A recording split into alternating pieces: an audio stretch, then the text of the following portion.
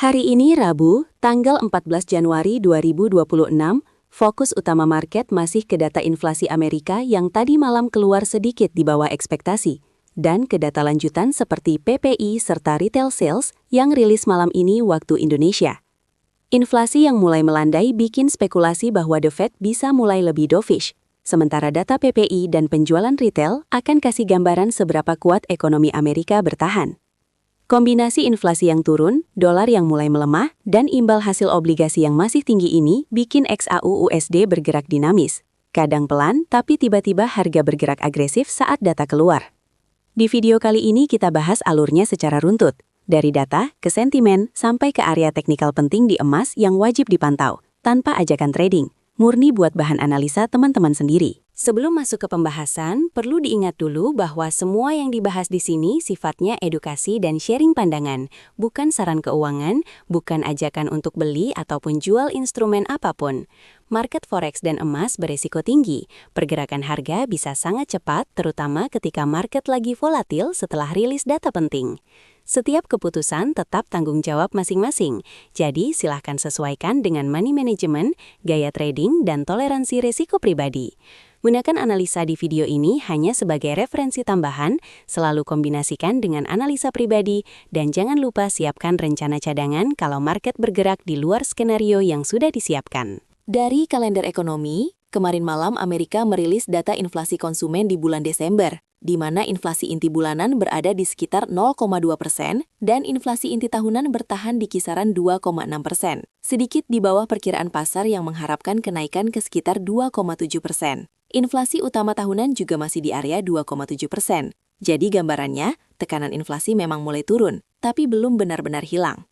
Pagi ini dari Australia ada data kepercayaan konsumen Westpac yang masih kontraksi, dan siang menjelang siang hari ini waktunya rilis neraca dagang, ekspor dan impor Tiongkok untuk bulan Desember, yang akan kasih sinyal seberapa kuat permintaan global, termasuk dari sektor industri dan manufaktur, yang biasanya berkaitan dengan permintaan logam mulia. Malam nanti, fokus balik lagi ke Amerika dengan rilis harga produsen atau PPI untuk bulan Oktober dan November, data penjualan retail, dan penjualan rumah existing Amerika, yang bakal menunjukkan apakah konsumen Amerika masih kuat belanja atau mulai menahan diri. Kalau data PPI dan retail sales keluar lebih lemah, pasar bisa makin yakin The Fed akan lebih lunak, sehingga dolar berpotensi melemah, dan itu biasanya jadi angin segar buat emas. Tapi kalau datanya terlalu kuat, tekanan masih terasa di emas karena ekspektasi suku bunga tinggi bisa bertahan lebih lama. Dari sisi makro, cerita besar pertama datang dari laporan inflasi konsumen Amerika, di mana CPI tahunan turun ke sekitar 3,2% dari kisaran 4% di bulan sebelumnya, dan inflasi inti juga ikut melandai. Artinya, rangkaian kenaikan suku bunga The Fed selama lebih dari 1 tahun mulai kelihatan hasilnya. Tekanan harga secara perlahan reda, dan pasar langsung menerjemahkan ini sebagai sinyal bahwa kenaikan suku bunga agresif kemungkinan sudah mendekati puncak. Reaksi awalnya, saham menguat, dolar melemah, sementara emas sempat terkoreksi karena daya tariknya sebagai lindung nilai inflasi sedikit berkurang ketika inflasi turun. Buat XAU USD, dampaknya jadi dua arah. Di satu sisi, inflasi yang lebih rendah bisa mengurangi kebutuhan hedging inflasi, tapi di sisi lain, ekspektasi The Fed yang makin dovish berpotensi menekan dolar dan suku bunga real, yang justru mendukung harga emas dalam jangka menengah. Di saat yang sama, pelemahan dolar dan harapan kebijakan moneter lebih longgar seringkali mendukung aset berisiko, termasuk kripto. Jadi aliran modal bisa terbagi antara saham, kripto, dan emas, membuat pergerakan emas kadang tidak lurus dan butuh kesabaran membaca struktur swingnya. Narasi makro kedua datang dari Eropa, di mana Bank Sentral Eropa memilih menahan suku bunga acuan di sekitar 3,75% di tengah ekonomi zona euro yang melambat, terutama di Jerman dan Perancis. Tapi inflasi masih dipandang perlu diwaspadai. Sikap ECB ini bisa dibilang serba hati-hati. Mereka tidak mau buru-buru menurunkan suku bunga karena khawatir inflasi naik lagi. Tapi di sisi lain, pertumbuhan ekonomi sudah mulai goyah. Untuk emas, kebijakan yang cenderung stabil seperti ini biasanya membuat reaksi harga tidak seagresif respons terhadap The Fed, namun tetap mempengaruhi sentimen global karena Eropa adalah blok ekonomi besar. Kalau pasar merasa risiko resesi Eropa membesar sementara bank sentralnya tidak banyak ruang manuver, minat terhadap aset lindung nilai seperti emas bisa naik, terutama ketika sentimen risk-off menguat. Namun kalau pasar justru melihat inflasi di Eropa semakin jinak dan tidak ada ancaman besar, harga emas cenderung bergerak lebih tenang dari sisi faktor Eropa.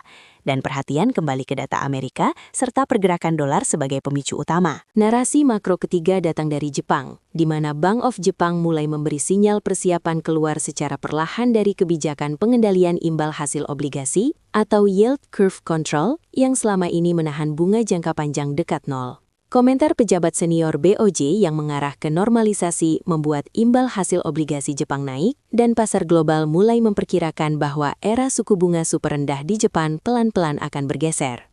Dampaknya bukan cuma ke yen, tapi juga ke imbal hasil obligasi negara lain karena investor Jepang termasuk pemain besar di pasar obligasi global. Sehingga kalau mereka mulai menarik dana balik ke dalam negeri, yield di negara lain bisa terdorong naik. Buat emas, kenaikan imbal hasil global biasanya jadi tekanan tambahan karena emas tidak memberikan kupon, sehingga biaya peluang memegang emas dibanding obligasi makin besar. Di sisi lain, perubahan besar kebijakan bank sentral seperti ini sering memicu fase penyesuaian portofolio yang bikin market lagi volatil. Dan dalam kondisi seperti itu, emas kadang mendapat aliran dana jangka pendek sebagai aset parkir sementara, sehingga pergerakan XAUUSD bisa bolak-balik dalam rentang yang cukup lebar. Kalau kita lihat indeks dolar atau DXY, beberapa hari terakhir, levelnya bergerak di kisaran 98 sampai 99, dengan kecenderungan mulai melemah pelan-pelan setelah sempat menguat sebelumnya. Candle terakhir menunjukkan dolar sempat mencoba menguat, high naik sedikit, tapi kemudian ditutup lebih rendah, mendekati area bawah hariannya. Tanda bahwa tekanan jual di dolar mulai terasa lagi, setelah data inflasi Amerika yang lebih jinak.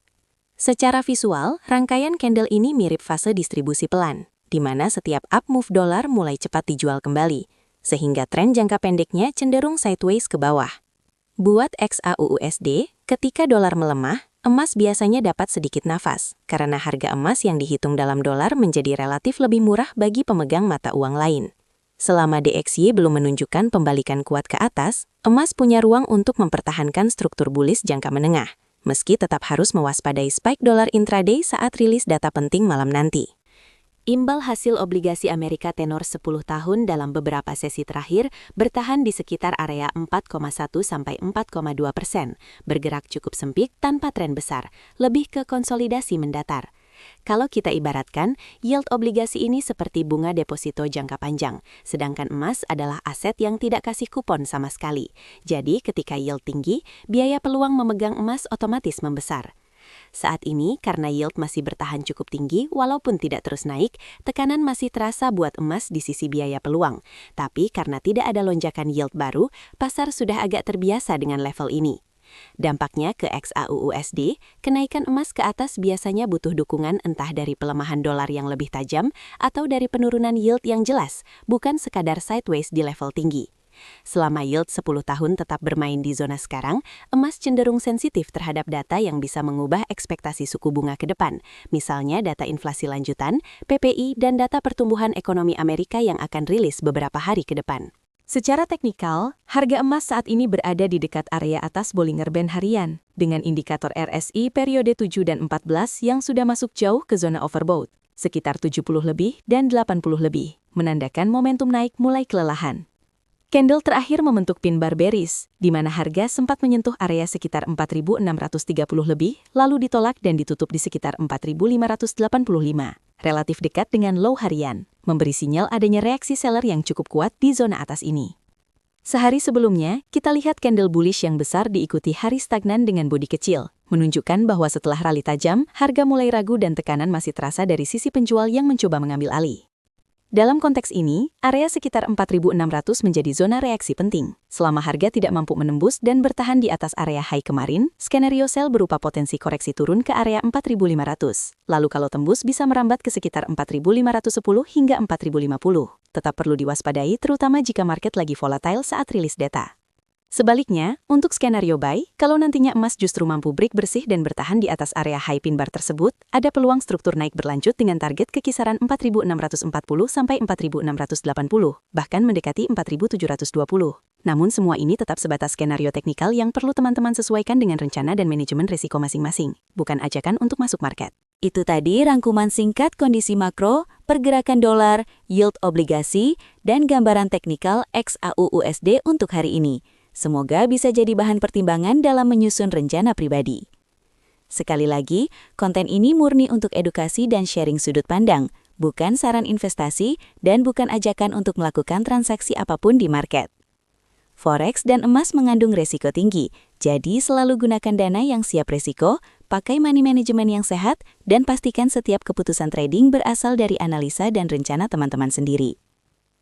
Kalau masih penasaran dengan kelanjutan struktur harga emas dan peluang setup di time frame lain, kita lanjut di video selanjutnya dengan pembahasan yang lebih fokus ke price action intraday. Terima kasih sudah menyimak, semoga selalu sehat dan dijaga resikonya dalam setiap aktivitas trading.